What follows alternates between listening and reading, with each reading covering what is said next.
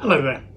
Today I'm continuing my look at some wines from Italy's Veneto region made using the appassimento method. So this is a wine from Valpolicella. This is Masi's Costasera Riserva 2017. So Masi are quite a large Italian producer, one of the larger Veneto producers. They're producing about 1 million cases of wine a year. Owned by the Boscaini family, who were the founders. Their focus is primarily in Valpolicella, though they have other holdings in Veneto, for instance. They have and work with quite a few Bardolino vineyards. They also have vineyards in Tuscany, in Ultra Pavese, and in Argentina. The winery was founded in 1772 in the Vaio de Masi, and the company is currently run by the 6th and 7th generation of the Boscaini family. And they're particularly well known for their Valpolicellas, but most particularly the appassimento styles, so Amarone, Recioto and Ripasso. Masi have been a huge supporter of innovation and research in the production of these appassimento wines and in the Veneto region. Some of the viticultural research even led to them saving a grape variety that might otherwise have gone to extinction. I'm talking here about the Osseleto variety, a variety that had been very popular in the region prior to the arrival of phylloxera, but it's quite difficult to grow, is late ripening, and therefore wasn't enthusiastically replanted after the phylloxera outbreaks. And yes, following World War II, the variety almost fell into terminal decline. It was only in the 1980s that Masi rescued it. There were less than 20 hectares of Osseleto vines remaining. And actually that's one of the features of this wine, but we'll come to that. Masi's range includes a couple of very high quality single vineyard Amarones, as well as the Costasera and Costasera Riserva wines, both of which are much more sort of benchmark wines for their type and are widely available and relatively attainably priced. Now I should say, Amarone itself, the term actually is talking about the wine's bitterness. Amaro is the Italian for bitter, and that's to distinguish it from the sort of sweet version of these wines, the Recioto. But yes, when the wine is fermented to dry, you see its bitterness. Now, appassimento is a time-honoured tradition, probably dating back to the Romans in terms of making wine. And the Romans would probably have dried grapes outside in the sunlight. The approach here is slightly different. Grapes are picked, and they're picked at full but not high ripeness. These are concentrated wines, so you might think they're picked with late ripeness, but no, they're picked at a stage while the majority of the fruit is healthy, when the fruit's maintaining good acidity, and what actually gives the wine its concentration is the drying that the grapes undergo as whole bunches for a period of about 4 months. For this wine, probably about 120 days in the lofts of old barns, so that there's good airflow through the buildings. And the fact that the grapes are drying in the lofts means that they're above the level at which mists and fog would introduce significant humidity to them as they dry. They're placed on bamboo racks, and the bamboo is quite good at absorbing moisture and pulling moisture from the fruit. And as I say, the drying goes on for about 4 months until the fruit has lost somewhere between 30 and probably closer to 40% of its volume due to the evaporation of water from inside the grapes. And what this does is it's concentrating the other elements that remain in the grape, so the acidity, the sugar that will produce the alcohol, flavours and colours, so the tannins, all of these are condensed. And also the grape has a period of sort of slight maceration of the skins on the juice where the two meet on the inside of the grape. It's almost as if there's a very gentle amount of skin contact going on.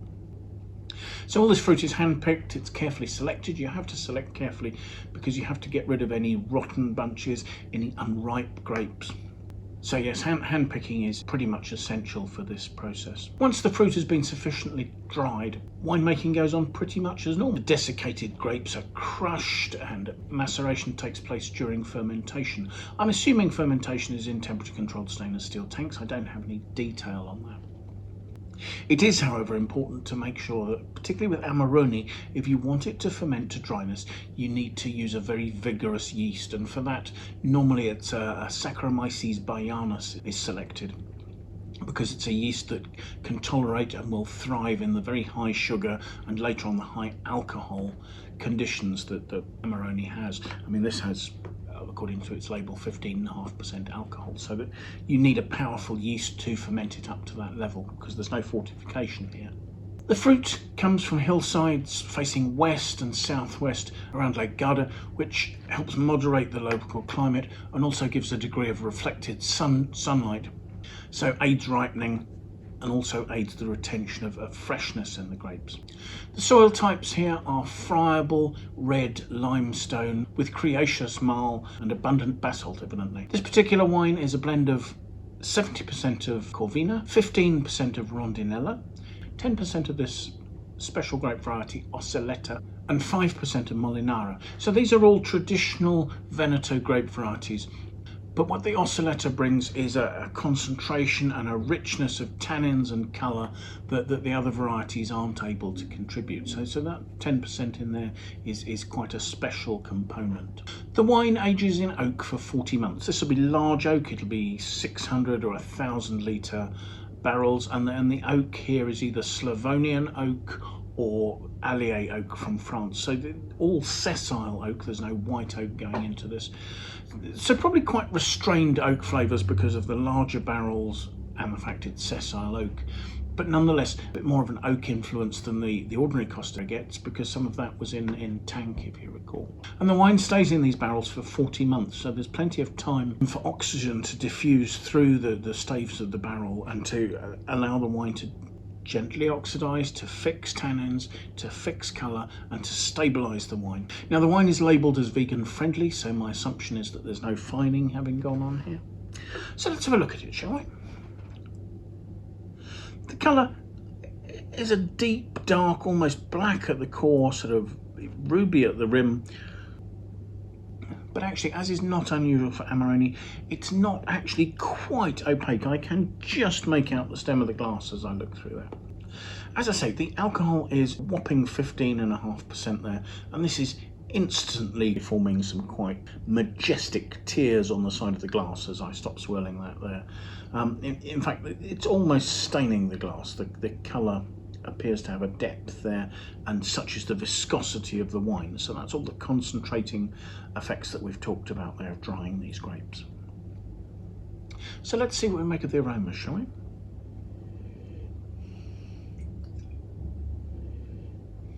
The aromas are earthy, they're leathery. These are mostly tertiary notes. There is a sort of a slight lifted, almost rose petal note coming through, and behind that there's very high ripeness, red plum, red cherry notes. But at the front there is more of this sort of earthiness, perhaps black olive, perhaps hints of mushroominess just starting to show.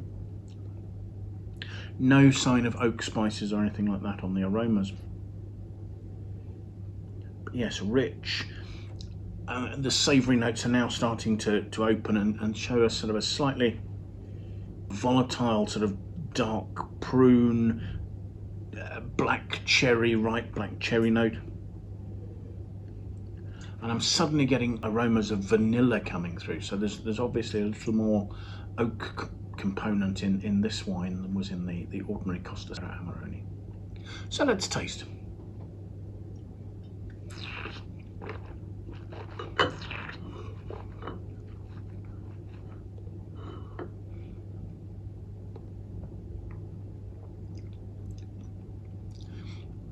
On the attack, there's a combination of rich, ripe, juicy fruit, almost a sort of a jammy sweetness, but also the sort of the bitterness, the textural grip of some tannin there. There are leathery notes, there's the black olive notes, there's an underlying meatiness, there's a really concentrated, almost licoricey type core. It's a very concentrated wine with very smooth, concentrated tannins. There are graphite notes. There's certainly this licoriciness underlying the whole thing. There are hints of vanilla coming through from a bit of oak, maybe even a tiny touch of cedar, but that's actually very well married with the fruit. It's sort of coming through the fruit. That fruit, black plum, dried prune, black cherry, all very ripe, quite high-toned, quite sort of lifted, very ripe notes of those fruits. There's a slight volatile note to the freshness on the finish, and there you're seeing sort of ripe prune, stewed plum, those sort of notes at the finish that are enduring very well. This is a powerful wine. It's full-bodied. It's got a fine structure that's right across the tongue. You know, there's a plentiful structure there. The alcohol at 15.5% is certainly giving weight, richness and warmth to the mid-palate. I think also that's perhaps what's showing up those sort of slight exotic spices from oak as well. So youthful wine, I don't think certainly there's no hurry to consume this up whatsoever. This is probably a wine that would last for another 30 years very happily, such as its concentration, its depth. It has the alcohol to carry it, and there's enough acidity to keep the finish lively. So yes, a very impressive wine, and one that I think has a very long future ahead of it. So thank you very much for joining us. I do hope you've enjoyed the tasting. If you have, do please press the like button. If you would like to find out more about this wine, I will leave a link in the notes to our page for this vintage of this wine on the Wine Searcher website, and there you'll be able to see its aggregated critics score. You'll be able to see the details we have about how the wine's been made. You'll be able to see its pricing and where it's available. If you have any comments you want to leave, please leave those in the notes below. We would really appreciate your feedback about the wines we're looking at, the tastings we're doing, or anything else related to this. If you have any friends you think might like to watch the video, do please share it with them. We'd be really grateful if you do that. But most importantly, I do hope you'll manage to try and find some time and come and join us again in the very near future for another tasting. Thanks again. Bye for now.